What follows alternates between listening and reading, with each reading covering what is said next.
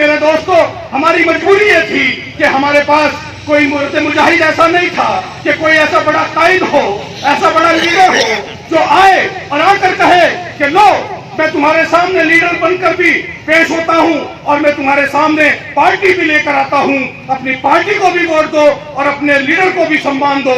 ऐसा कोई अब तक नहीं हुआ था। अब पहली बार एक ऐसा शख्स आया है जिसका नाम बैरिस्टर असदुद्दीन ओवैसी है। वो शख्स आज वो मर्द मुजाहिद आपके सामने पार्टी भी लेकर आया है और आपके सामने वो अपने वोट की और पतंग का निशान लेकर आया है और आपको बताने आया है उनके तमाम लोग, ये तमाम टीम बेटी है, ये तमाम उनके करम फरमा लोग हैं जो किया। आज नरेंद्र मोदी जी प्रधानमंत्री हैं, उन्होंने कभी मुसलमान की टोपी नहीं लगाई, मुसलमान से वोट नहीं मांगा। हम तो अल्लाह वाले हैं, हमारे पास अल्लाह की मदद क्यों नहीं आई? क्योंकि हमारे में कोई खड़ा ही नहीं हुआ जिसने अपनी कौम की बात की हो। मोदी जी खड़े हुए, उन्होंने अपनी कौम की बात की और उन्होंने हिंदू हिंदू हिंदू की बात की तो उनके पास मदद आई। आज प्रधानमंत्री हैं, अटल बिहारी वाजपेयी ने अपनी बात की, अपने समाज की बात की, अपने कौम की बात की, प्रधानमंत्री बन गए। हमारे यहाँ कोई क्यों नहीं बन सका? क्योंकि हमारा कितना भी बड़ा लीडर हुआ, गया कांग्रेस में तो कांग्रेस की बात की, सपा में है तो समाजवाद की बात की, बसपा में है तो बहुजन समाज की बात की, लेकिन कौम की बात नहीं की।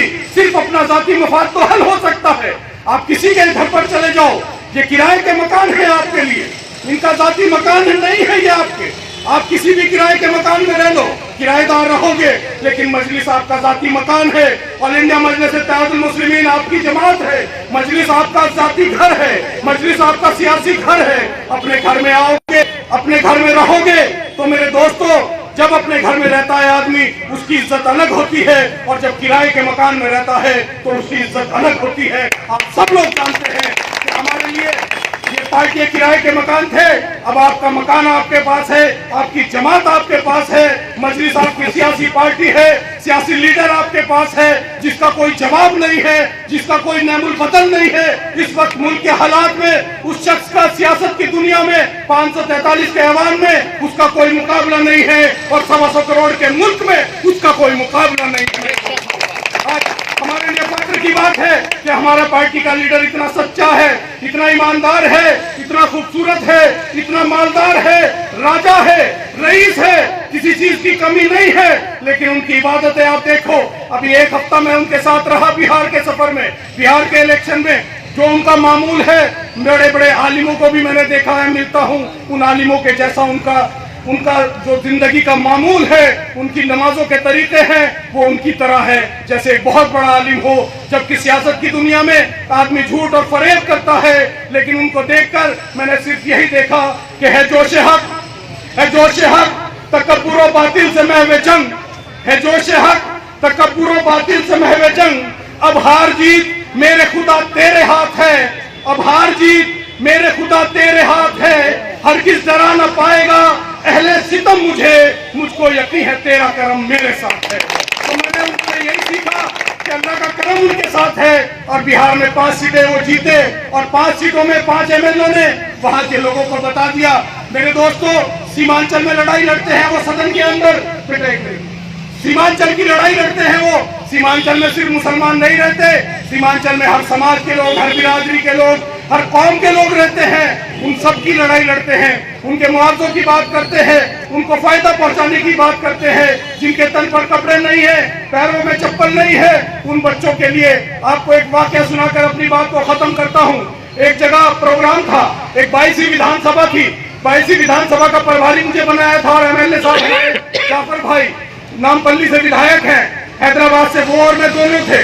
हम दोनों एक जगह पहुंचे और शाम का वक्त था, ठंडक थोड़ी सी हो गई। एक औरत, हमारी एक बहन अपने बच्चे को हाथ पकड़ कर ले जा रही। मैंने उससे कहा कि ठंड का वक्त है, इसे कुर्ता पहना दो। वो फटा हुआ बनियान पहन रहा था, तो उसकी माँ ने कहा कि इसके पास कुर्ता नहीं है। मैंने सोचा कि कुर्ता नहीं होगा तो शर्ट होगी, तो मैंने कहा इसे शर्ट पहना दो। कहने लगी इसके पास कपड़े नहीं है। 5 साल का बच्चा और उसकी माँ ये कहती है कि इसके पास कपड़े नहीं है। तो मैंने पूछा कि तुम्हारे पास? कहने लगी मेरे पास भी एक ही साड़ी है, मेरे पास भी एक ही साड़ी है। तो मैंने कहा कपड़े कैसे बदलते हो? कहने लगी कि आधी को धो लेती हूँ और आधी बांध लेती हूँ, फिर आधी को बांध कर आधी धो लेती हूँ। तो मैंने पूछा इसके फादर कहाँ है, इसके अब्बा कहाँ है? कहने लगी इसके अब्बा बाहर रहते हैं। मैंने पूछा इसके अब्बा पैसे नहीं भेजते क्या? कह रही हाँ भेजते हैं, जितना भेजते हैं वो सब खाने में खर्च हो जाता है, कपड़े बनाने के लिए नहीं है कुछ। 3 साल से इसके पास कुर्ता नहीं है। अंदाजा लगाओ आप लोग, अगर हिंदू होगा तो दिवाली और होली भी आई होगी, मुसलमान होगा तो ईद और बकरीद भी आई होगी, गांव में शादी और ब्याह भी हुए होंगे। 70-73 साल मुल्क की आजादी को हो गए, उसके बाद 5 साल के बच्चे पर 3 साल से कपड़े ना होना, ये किस बात का सबूत है? क्या ये सरकार देश से मोहब्बत करती है? क्या जो सरकारें 73 साल से चली आ रही वो अपने मुल्क से मोहब्बत करती थी? एक प्रधानमंत्री को, एक जिम्मेदार वहां के एमएलए को नींद कैसे आई है जब उसके क्षेत्र में, उसके विधानसभा क्षेत्र में, उसके देश में ऐसे बच्चे भी हों जो 5 साल की उम्र में 3 साल से कपड़े न पहने हों?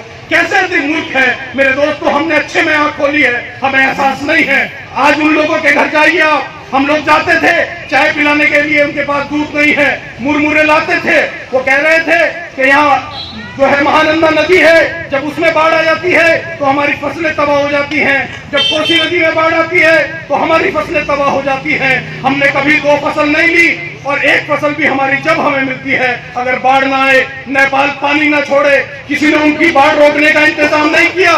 73 साल से आज तक किसी ने उनसे ये नहीं पूछा कि तुम्हारे बच्चे रोटी खाते हैं नहीं खाते हैं। बड़े बड़े गांव के अंदर गए, एक हॉस्पिटल नहीं, एक प्राइवेट डॉक्टर नहीं, बड़े बड़े गांव के अंदर जहां की आबादी 5-10 हजार की हो, उस गांव में 2-3 मोटरसाइकिलें हैं, सिर्फ ट्रैक्टर उनके पास नहीं है, गाड़ी उनके पास नहीं है। स्कॉर्पियो गाड़ी जाकर खड़ी हो जाती तो बच्चे आकर गाड़ी के चारों तरफ खड़े हो जाते। ये कैफियत है मेरे दोस्तों। वहाँ हिंदू भी है, मुसलमान भी है, सिख भी, ईसाई भी है, सब लोग वहाँ मौजूद है। और बैरिस्टर साहब जब से लोकसभा के अंदर पहुंचे थे, संसद के अंदर, उस दिन से सीमांचल की आवाज उठाते हैं, सीमांचल के लिए स्पेशल पैकेज की मांग रखते हैं। लेकिन दोनों सरकारें आ गई, कांग्रेस की भी सरकार आ गई और भारतीय जनता पार्टी की भी सरकार आ गई, किसी ने उनकी तरफ नहीं देखा। आज 5 एमएलए पहुंचे हैं, इंशाल्लाह पहले दिन से शोर मचाना शुरू कर दिया कि सीमांचल की बात करो, सीमांचल को स्पेशल पैकेज दो, सीमांचल के लोगों की गुर्बत और मुफलिसी को दूर करो। मेरे दोस्तों ये कारनामा आपके कायद बैरिस्टर असदुद्दीन ओवैसी का है। और क्या बताऊं आपको, आपके हाथ में मोबाइल है, आपके पास टीवी है, आप सब लोग देखते होंगे कि आपके मुद्दों की लड़ाई कौन लड़ता है। जब शरीयत में मुदाखलत की बात है तो कौन लड़ता है, जब 370 पर बहस होती है तो कौन लड़ता है, जब एनपीआर पर बात होती है तो कौन लड़ता है, जब एनआरसी की बात होती है तो कौन मिल भागता है। आप सबके सामने है मेरे दोस्तों, एक ही मर्द मुजाहिद है। आपके खिलाफ, इंसानियत के खिलाफ, संविधान के खिलाफ, मुल्क के खिलाफ जो बिल आया उस बिल की मुखालफत उसने की, उस शख्स का नाम बैरिस्टर असदुद्दीन ओवैसी।